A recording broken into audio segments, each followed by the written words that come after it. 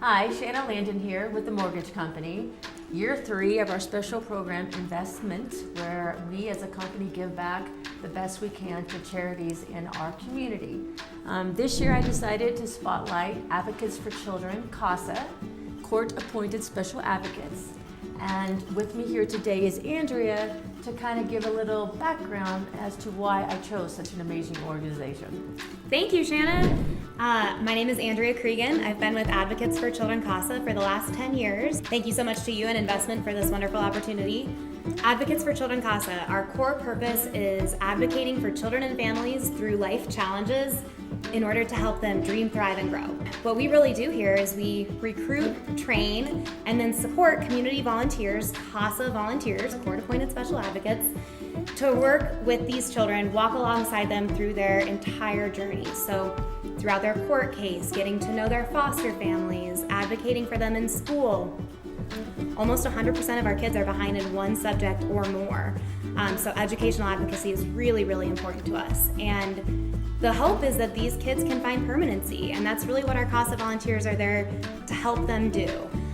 We advocate for them in court by working with the judicial officers, guardians ad litem, caseworkers, and really just getting to know this child as an individual so that we can best represent their best interests, state our concerns, and hopefully find them that permanency that they deserve. Awesome. So when I was going through the training, some of the panels, some of the people who had been involved in the organization for a while had what they called mission statements. Yep. Right? Do you have one to share with us? Absolutely. I'm going to bring on my teammate Ben to share with you one of our mission moments. So this mission moment involves a young kiddo. Actually, a case opened up nearly 10 years ago. There was abuse and neglect in the home. Subsequently, the kiddo was removed. All of his other siblings had been adopted, and he was the last one. He subsequently was adopted, and a year later, it was found out that the adoptive parents were also abusing him. So he was removed from the home. But throughout this whole process, he had a CASA with him. He had someone supporting him.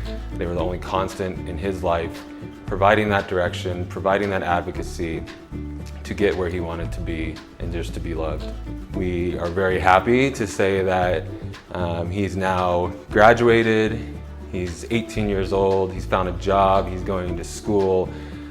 After through these failed adoptions, after through the ups and downs, something that he noted was that CASA was the only one that was there for him throughout this whole process. The reason why we do what we do and why we have such a passion for this mission and the kiddos and communities that we serve, to supporting our kiddos, to supporting our families, and just the community at large. So this is one of our favorite places in the office. It's our warm and fuzzy room, and it is available for our volunteers and families whenever they want. It's filled with toys, games, clothes. One of the most wonderful resources we have too is laptops. We have some volunteers who have donated laptops, and we have another volunteer who wipes them for us, and that was really, really helpful during the last few years when so many of our kids have been doing online learning. We were able to give them the tools that they needed to be able to do that successfully. Our volunteers can come by if there's birthdays coming up on their case, or if they know their kiddo just had a hard visit and they just need a little pick-me-up. They can pick out something and take it to our kids and their families. We've got so many wonderful community partners who help keep this room full.